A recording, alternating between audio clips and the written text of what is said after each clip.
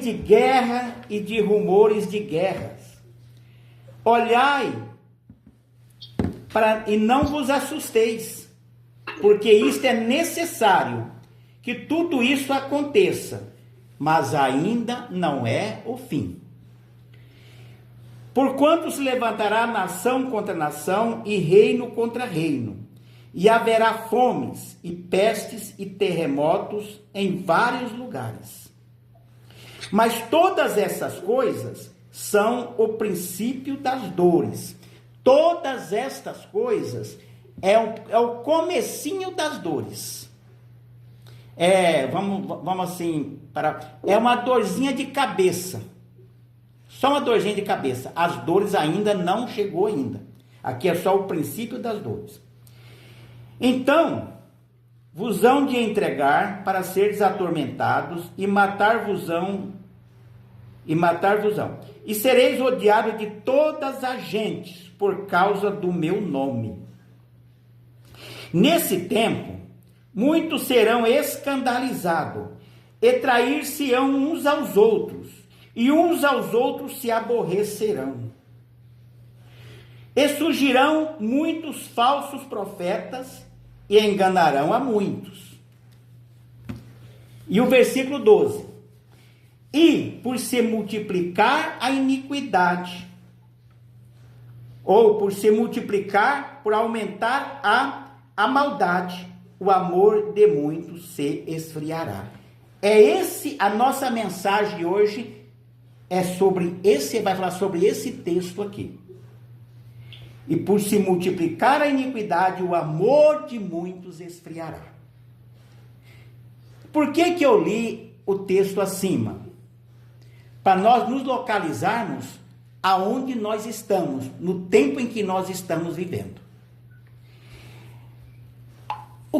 Esse texto surgiu, ele está dentro de um outro contexto, o seguinte: Jesus saiu do templo e os discípulos disseram para Jesus: olha que templo bonito, magnífico.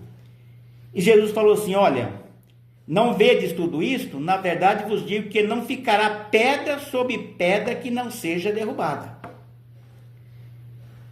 E aí quando chegou, aí saíram do templo e Jesus levou os seus discípulos para o Monte das Oliveiras. Quando chegou no Monte das Oliveiras, Jesus se assentou e os discípulos perguntaram para Jesus: diz-nos, quando será estas coisas? E que sinal haverá da sua vinda e do fim do mundo? Os discípulos perguntaram para Jesus quando seria a vinda de Jesus e quando seria quando seria o fim do mundo. O que chama atenção aqui é o seguinte: multidões acompanhavam Jesus, mas nesse momento aqui estava só os discípulos. Jesus falou para os discípulos. Jesus não falou para a multidão. Jesus falou para os seus. E quem são os seus hoje? Quem são os seus? Quem são os discípulos de Jesus, vamos dizer assim, hoje, agora, aqui? Quem é? Eu, você, a igreja. A igreja. Então, esta palavra aqui não é para o mundo. Esta palavra aqui não é para as pessoas que estão lá no mundo sem Jesus. É para a igreja. É para mim e para você. Ele disse que nos últimos tempos ia acontecer guerras, rumores de guerra, peste, fome e tudo. Aí, a pergunta que nós fazemos, às vezes um questionamento que nós fazemos: mas guerra sempre aconteceu. Só que nunca houve tantas guerras como está acontecendo hoje. Qualquer pessoa em sã consciência está vendo que não tem nação aliada de outra. É uma nação querendo, vamos usar aquele linguajar, querendo engolir a outra. Não tem mais uma nação protegendo outra, não. Uma nação quer tirar proveito da outra. E nação invade a outra nação para aniquilá-la, para tomar. E o mundo inteiro está assim. Não é só ali, não é só lá, é no mundo inteiro. Quando se fala de catástrofes naturais, né, vamos dizer assim, os terremotos, terremotos sempre aconteceu na história da humanidade, sempre aconteceu terremoto, mas nunca aconteceu com tanta intensidade, com tanta brevidade, como está acontecendo nestes dias. É terremoto para todos os lados, toda semana tem terremotos. Tem alguém que chega a dizer que diz que tem terremoto todos os dias. A fome, a peste, então não sei nem isso aqui não tem nem como se falar. Então o que eu quero dizer é o seguinte, que esta palavra, esta profecia, esta palavra de Jesus está se cumprindo agora, hoje. Ela não é para tempo distante, ela está se cumprindo hoje. Está se cumprindo hoje. O princípio das dores está acontecendo agora. E em todas as alertas que Jesus fez aqui, ele disse assim que muitos iam ser traídos, trairão-se uns aos outros. Essa trairão-se uns aos outros é a própria igreja, é os de dentro de casa, não são os de fora não. Não é o mundo que vai trair. Ele falou para os discípulos, trairão-se uns aos outros. Então, toda essa profecia aqui é para a igreja. E aí no versículo 12, que é o versículo que nós vamos firmar a nossa mensagem, a nossa palavra hoje, ele disse assim, e por se multiplicar a iniquidade, o amor de muitos esfriará. A doença, a pior doença que está acontecendo hoje na igreja, doença mesmo, não é o câncer, não é a depressão, não é nem o infarto, não é. A pior doença que está mais matando os crentes, estão mais matando os filhos de Deus, matando mesmo espiritualmente, é o esfriamento. E contra essa doença, contra essa doença não tem remédio. Não tem remédio, não tem especialista terreno. Para curar essa enfermidade, só existe um especialista. Esse Deus me revelou agora há pouco, faz poucos minutos que ele me revelou quem era esse especialista. Checanta. Esse especialista que cura, é o único que cura o esfriamento espiritual, chama-se Espírito Santo. O Espírito Santo é o único que pode curar o esfriamento espiritual. O único que pode curar, porque ele é especialista. E por falar, e vamos falar hoje um pouquinho do Espírito Santo, para a gente poder entender o esfriamento, o que está acontecendo, o esfriamento espiritual, vamos falar do Espírito Santo, desse especialista. O Espírito Santo, nós temos que tomar muito cuidado, não somente para falar, mas também para ouvir. Porque há um só Deus. Um só Deus. Não são três deuses ou três deuses. É um só Deus em três pessoas. Porque eu já vi pessoas, homens de Deus, e vai falar sobre o Espírito Santo e ele quer separar a função de cada um.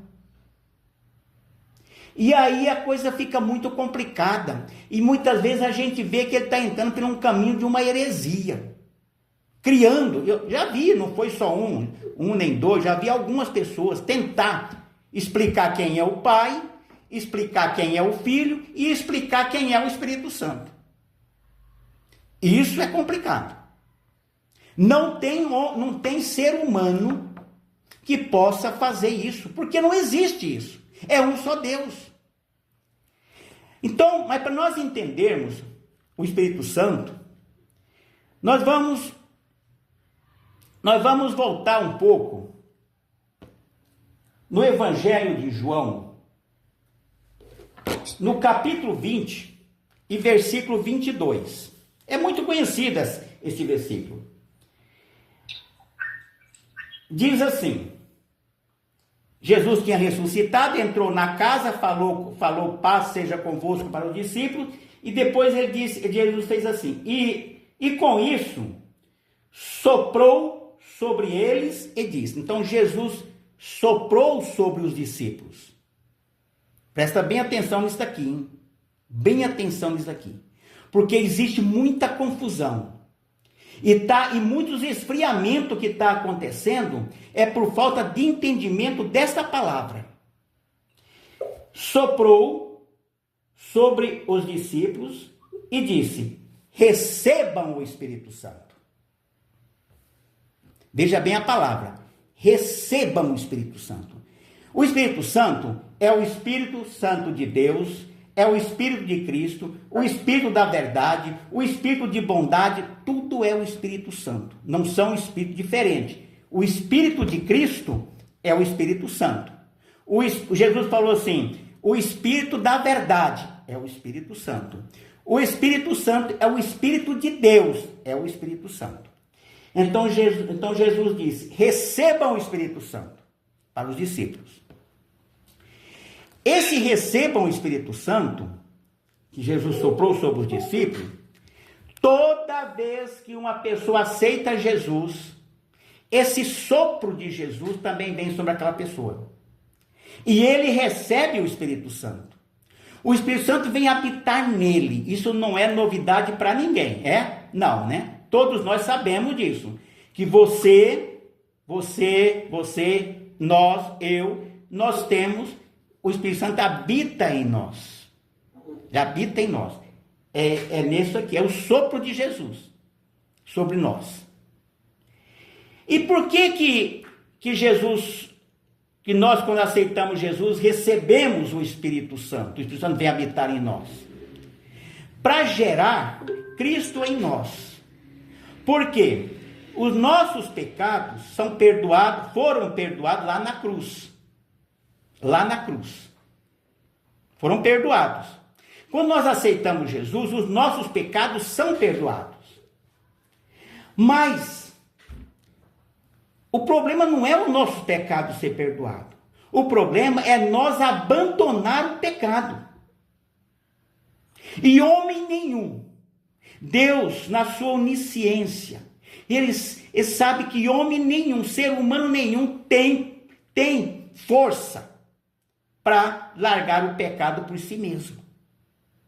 Então o Espírito Santo vem habitar em nós, para gerar Cristo em nós, para que nós abandonamos o pecado. Abandonamos o pecado.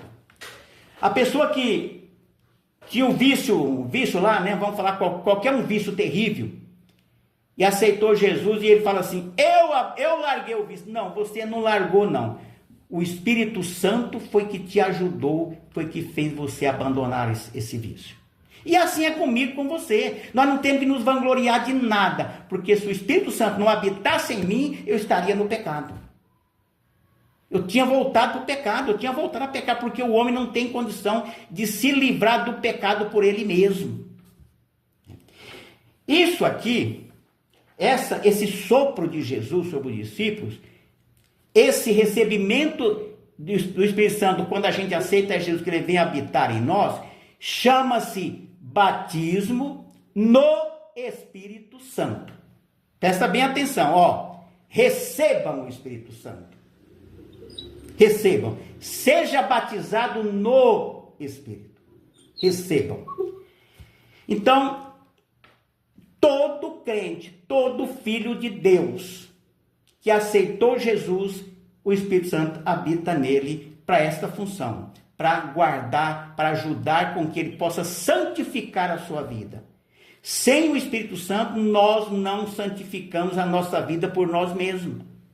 Não existe. Não tem isso. Nós só nos santificamos a nossa vida pelo Espírito Santo.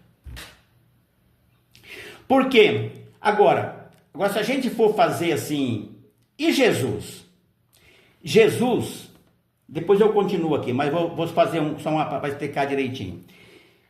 Jesus, o Cristo, o Filho, é a palavra de Deus. Então, Deus se revela ao mundo, se revelou e se revela ao mundo através da sua palavra, que é Jesus, que é o Filho. É da sua palavra. E está escrito lá. Nós não estamos aqui criando uma doutrina nova. Está escrito lá em João no capítulo 1, que ele é a palavra. Ele é o verbo de Deus. Então, ele se revela ao mundo pela sua palavra, que é Jesus. O mundo, Deus se revela ao mundo através do Filho, que é Jesus. Agora, na igreja, Jesus mesmo falou assim: eu vou enviar o Consolador, outro Consolador, para que fique com vocês. Então, Deus se revela na igreja pelo Espírito Santo. Agora eu pergunto, a palavra de Deus, o Espírito Santo de Deus, tudo é dele, tudo é de Deus, toda a glória é dele. Glorificar Jesus, você está glorificando Deus. Você dá glórias ao Espírito Santo, amar o Espírito Santo, você está amando Deus, porque o Espírito Santo é Deus. E o Espírito Santo? O que o Espírito Santo é, então, que ele se manifesta? Mas o que ele representa?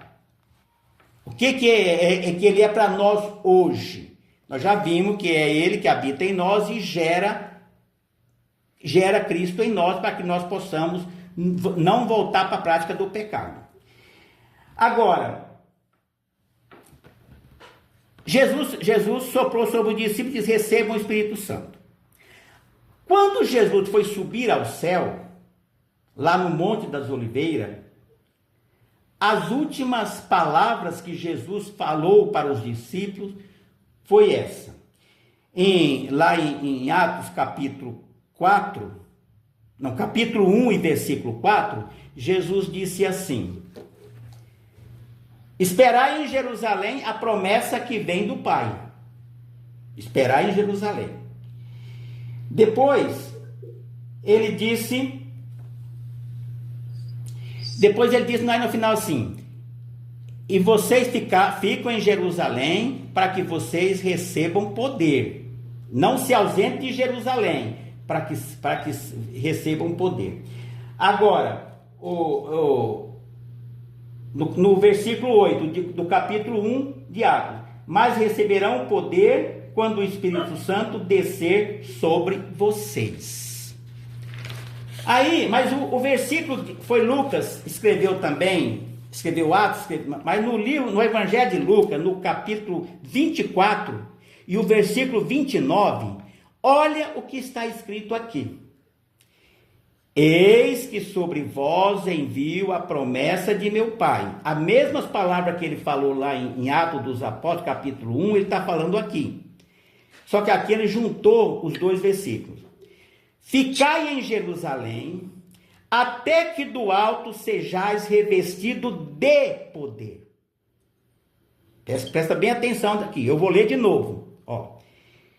Ficai em Jerusalém, até que do alto sejais revestido de poder. Presta bem atenção nisso aqui.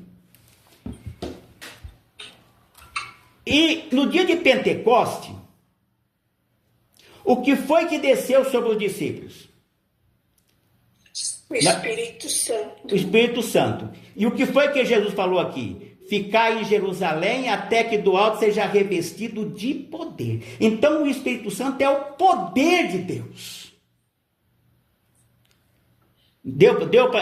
Está escrito aqui, ó, poder de Deus. Seja revestido de poder. E no dia de Pentecostes o Espírito Santo desceu sobre os que estavam reunidos no cenáculo. Então o Espírito Santo é o poder de Deus. Esse poder é o que atua na igreja hoje. Deus se revela para a igreja, se manifesta para a igreja hoje, através do seu poder, que é o Espírito Santo. Deu para entender, gente? Deu para entender isso aqui? Esse revestir do poder, presta bem atenção, Jesus disse lá, recebam o Espírito Santo.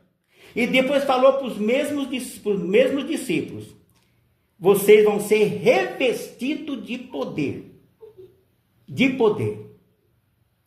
E o Espírito Santo desceu sobre eles, revestiram ele de poder, de tal maneira que quando Pedro se levantou naquele dia, ele já levantou com tanto poder, que pregou e 3.000 pessoas aceitou a Jesus. E esse poder não cessou lá no dia de Pentecoste. Não ficou lá. Esse poder é para a igreja, hoje, aqui e agora. É agora. Esse poder.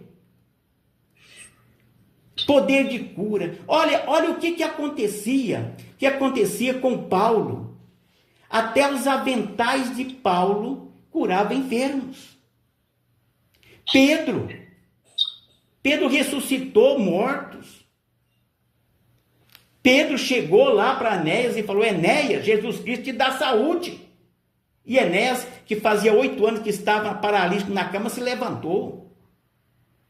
Esse é o poder que está na igreja hoje. Só que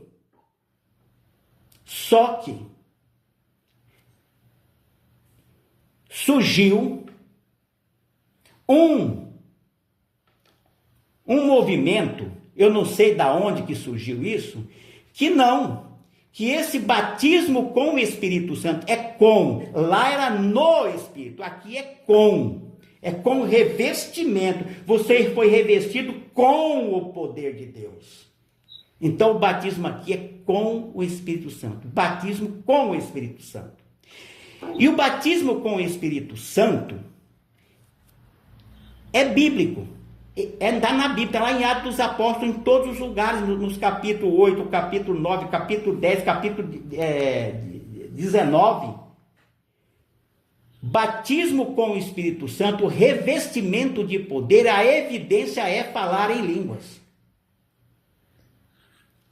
É falar em línguas. E o falar em línguas, lá na igreja primitiva, lá no início da igreja, era algo que eles não dispensavam. Tinha tanto valor quanto o batismo nas águas. Batizar nas águas era importante, mas o batismo com o Espírito Santo parece que até era um pouco mais. Porque todos que eram batizados com o Espírito Santo recebiam poder para enfrentar a tirania daqueles dias. E hoje não é diferente. Nós estamos vivendo esses dias difíceis. Esses dias terríveis aí. Nós estamos vivendo. E está havendo um grande esfriamento. Um grande esfriamento na igreja. Um grande esfriamento. E eu e você não estamos livres de passar por esse esfriamento. Só tem um detalhe. Aquele que está revestido de poder, os problemas vêm. Os problemas vêm porque os problemas, ele não escolhe quem é que ele vai atacar. Ele vem. Todos nós que estamos aqui, não tem ninguém que não tem problema. E quando cessa um, começa outro. Não vou fazer essa pergunta, mas se eu perguntar aqui, quem aqui não tem problema? Não tem. Eu tenho certeza que ninguém vai levantar a mão. Eu sou o primeiro. Eu sou o primeiro que não levanta a mão. Mas só que tem um detalhe. Quando nós estamos cheios do Espírito Santo, quando nós somos batizados com o Espírito Santo, revestidos de poder, os problemas vêm, mas eles não têm poder para nos agredir. Ah, mas e aquele que não é batizado com o Espírito Santo? Comece a buscar agora. Porque o problema vem muitas vezes sobre nossas vidas, que nós dobramos os nossos joelhos. Eu tenho certeza que se eu fizer essa pergunta aqui, muitos vão falar assim, aconteceu comigo.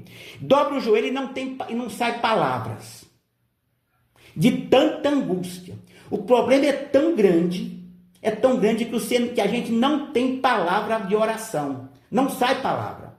Só começa a gemer. Mas se você for batizado com o Espírito Santo, revestido desse poder, aos poucos, começa a sair gemidos. Aos poucos, seus lábios começam a tremer. Daí a pouco começa a sair um som. Começa a sair um som. Daí a pouco você começa a falar em línguas. Daí a pouco a chama do Espírito é acesa de tal maneira que quando você fica ali meia hora, 20 minutos, 40 minutos, ou uma hora ou mais, dobrando os joelhos dobrados, quando você levanta dali, você levanta glorificando a Deus. Mas o problema continua, o problema não acabou não. O problema está do mesmo jeito lá. Só tem uma coisa, o problema não tem mais poder para agredir você. Amém. Aonde no lugar da angústia, no lugar daquela angústia terrível que parece que vai te matar, no lugar dela tem um coração, tem um lugar de júbilo e glorificando a Deus. Glorificando a Deus. Você levanta da oração cantando e louvando a Deus. Oh, Jesus, o Senhor é maravilhoso, o Senhor é glorioso.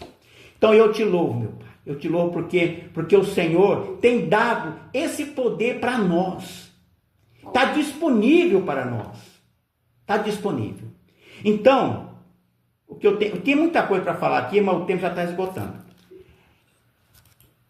Você está passando por um problema. Você não. Eu estou passando por um problema. Quando eu estou passando por um problema, saiba, o esfriamento espiritual, quando ele vem, ele tira a vontade de orar, ele tira a vontade de ir na igreja. A gente não quer ir na igreja, não tem vontade na igreja, não tem... eu queria, mas não tenho força. Esfriamento espiritual.